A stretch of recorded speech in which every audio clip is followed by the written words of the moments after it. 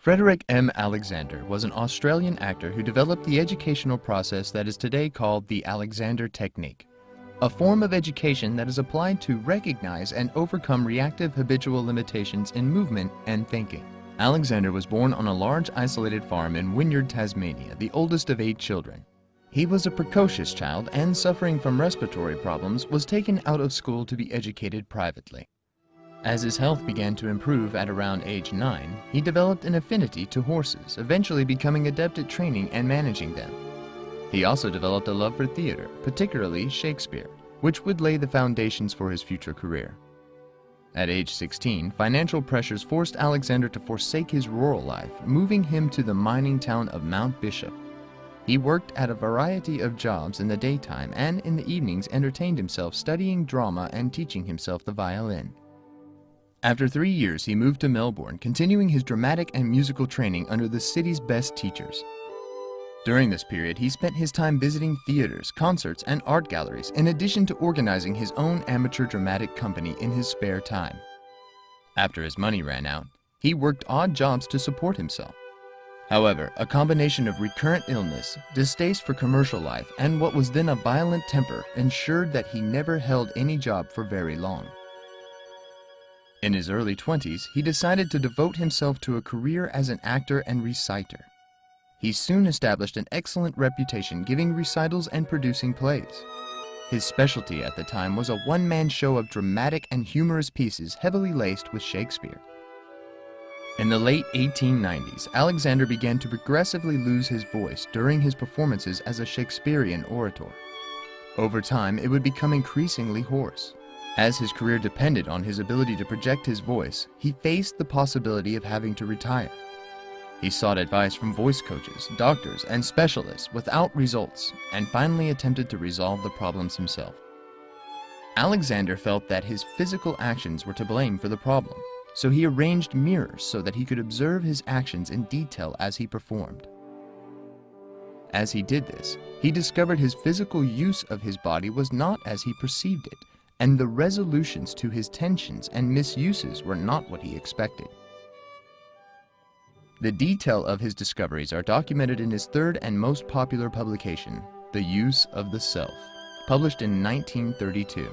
After discovering this, Alexander found that his asthma symptoms were greatly reduced to the extent that it was no longer a concern. He originally developed the Alexander Technique as a method of vocal training for singers and actors in the 1890s. While Alexander was developing his method of voice training, he realized that the basis for all successful voice education was an efficiently and naturally functioning respiratory mechanism.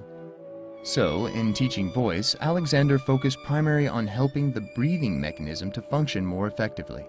Because of his focus on re-educating the breathing mechanism, some of Alexander's students who had come to him for vocal training found that their respiratory difficulties also improved.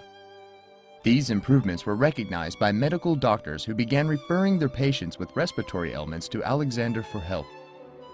In this way, F.M. Alexander's technique of vocal training developed into a technique he termed respiratory re-education. Alexander had also made the discovery that breathing and vocalization are part and parcel of how the body functions as a whole. Habitual breathing and vocal patterns are parts of habitual patterns of general coordination. In fact, many problems we see as involving just one particular part of the body, example lower back pain and RSI, are often symptoms of larger habitual patterns of malcoordination. Just as people had found Alexander's vocal technique helped them with their breathing problems, so a number of his students found his method of respiratory re-education helped them with other physical difficulties. Basically, Alexander had evolved a method for learning how to consciously change maladaptive habits of coordination. Coordination includes movement, posture, breathing, and tension patterns. He had come to the understanding that the mind and body function as an integrated entity, a rather unusual realization for the time. Alexander found that habits, whether physical habits or mental habits, are all psychophysical in nature. He observed that how we think about our activities determines how we coordinate ourselves to do those activities, and, equally, how long-held habits of excessive tension and inefficient coordination affect how we think and feel. In a relatively short period of time, Alexander evolved his technique from a method of vocal training into a method of breathing re-education and then into a comprehensive technique of psychophysical re-education. His technique deals with the psychophysical coordination of the whole person, or what he termed more concisely as the use of the self. Here is a video of F.M. Alexander with narration explaining some of the basics of his technique. He had discovered the necessity of poise, of using the full height and lengthening in stature as a basis for all activity. Breathing, circulation and digestion, all the functioning of the body is dependent on poise, and poise is dependent on how you use yourself. His technique is about the attainment of poise, how you use yourself in all the activities of life. Now, Margaret Goldie has just come in, and he starts to work on her. With one hand on the top of her head and the other on her back, he encourages her to lengthen by freeing the neck and directing the head forward and up. She keeps her length as he sits her in the chair. He slowly leans her backwards, still maintaining lengthening and freedom. His hands promote the antagonistic action of the direction between the head and the body, so that lengthening and widening, expansion of the rib cage, and breathing takes place. Make sure there's enough room around your chair and around others to be able to perform the following.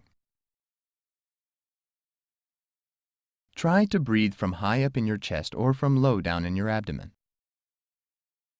Now, try walking or moving your arms while you breathe in one of these ways. Do you walk or move your arms differently when you change your breathing? Do you make a conscious effort to change the way you walk or the way you hold your neck, or try clenching your arms? Do these efforts affect your breathing or your voice?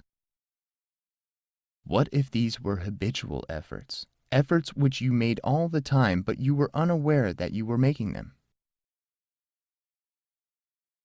We do make habitual excessive efforts most of the time, but we are generally unaware of making them. Excessive stress in one part of the body is usually part of a larger pattern of habitual malcoordination. Now let's take our seats again and hear an introduction to the Alexander technique with Marjorie Barstow. One summer, I went to New York with my dancing teacher, Charlotte Whedon.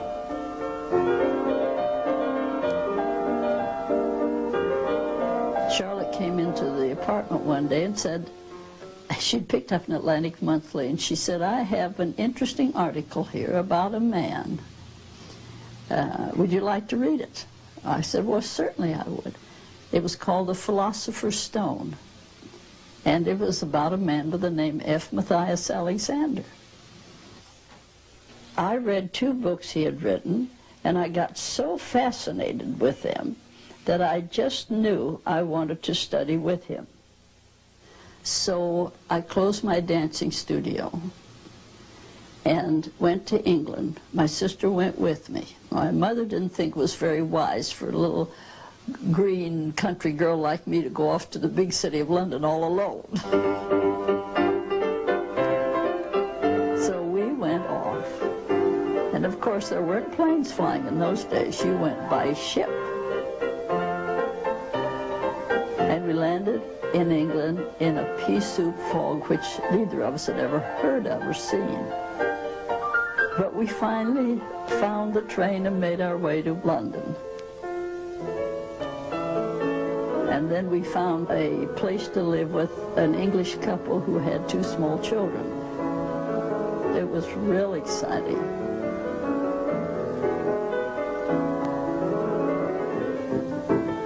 And then I met Mr. Alexander. I found him to be a charming English gentleman. He was a great Shakespearean reciter and actor. And there was a time when he practically lost his voice. he studied himself for clues to find out what was wrong. Finally, one time he discovered that just before he started to perform, he threw his head back and down. He got a very heavy pressure in the back of his neck. He found out that he could release that downward pressure by simply moving his head slightly away from his body. And he noticed as his head moved very slightly away from his body that there was a tendency for his body to move along with it. Then he began to see how often we just push ourselves up and stick our chests out and pull our shoulders back. That's a fixture. Now, you don't hold that very long, because if you're going into activity, you really want flexibility. And if I do a little thing like this, and I move around, then I've lost that downward pull, and I'm allowing my respiratory mechanism to have a chance to function. And gradually, as he could continue with that, his hoarseness disappeared and he had no more trouble with his voice. He began to tell his friends about what he was doing. And his friends began to say, well, why don't you help us if this is so good for you? They were having some of the same problems. So he started helping them.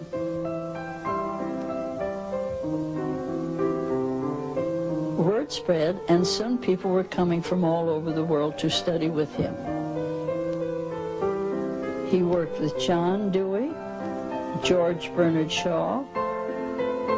Aldous Huxley even made Alexander into a character in one of his novels. I was the first person to finish Alexander's first teacher's training course. When I left England, I knew I had learned a great deal about his discovery.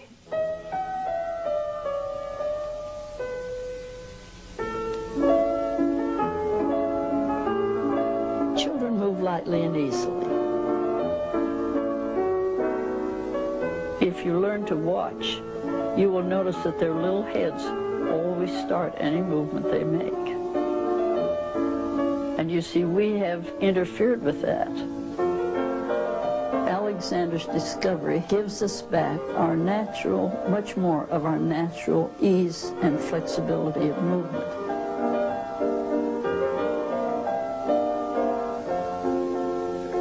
So you see, it's a form of movement. Could you show us what you mean by that? It's a form of movement?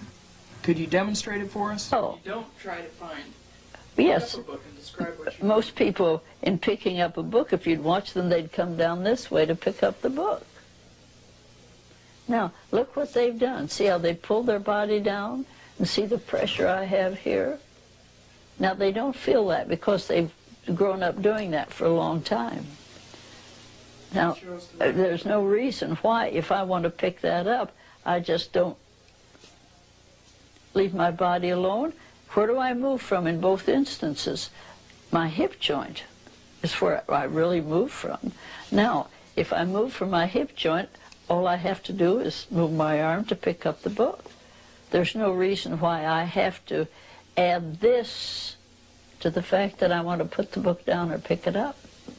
That's a very, very simple way to demonstrate it, but that's the thing we do. And Alexander's work is very simple, and as you say, it's extremely elusive, but it's the ease in which you redirect that energy so that the downward pressures just can't exist. He gently put his hands, one hand very delicately here, and another hand very delicately back here. And he would ask us to think of noticing what his hands were doing and allowing our heads to move just a tiny bit in the direction he was suggesting. And that's the same thing here.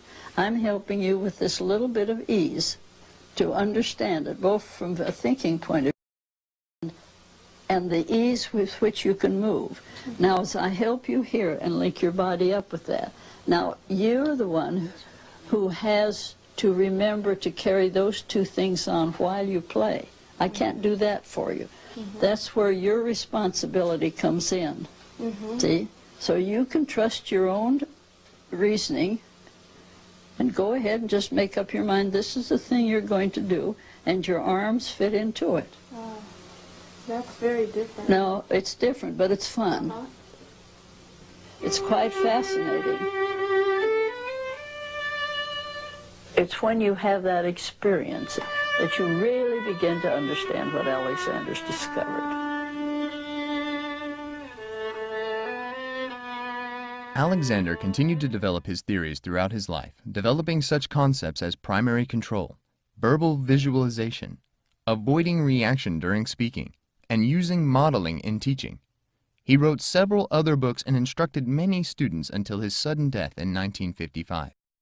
There are many books written about and expanding on the Alexander technique. Visit your local library or check online to find more information about F.M. Alexander and the Alexander technique.